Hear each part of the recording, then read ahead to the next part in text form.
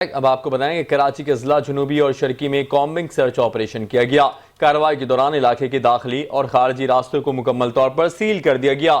گھروں، ہوٹلوں اور مشتبہ مقامات کی باریک بینی سے تلاشی لی گئی۔ تفصیلات جان لیتے ہیں شائستہ زیدی سے۔ جی شائستہ، بتائیے گا اس حوالے سے۔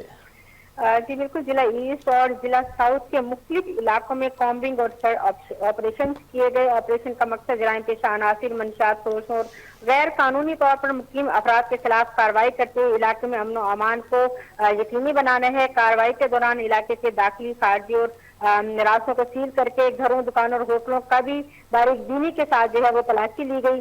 بایو میٹرک تلاش ڈیوائسز کے ذریعے سے مشتبہ افراد کی شناخت اور تصدیق بھی عمل میں لائی گئی۔ آپریشن میں SHOs، افسران، جوان، انٹیلیجنس اسٹاف اور تلاش ڈیوائسز اور اس کے علاوہ آپریٹرز اور لیڈیز پولیس نے بھی بھرپور حصہ لیا، اپنے فرائض انجام دیے۔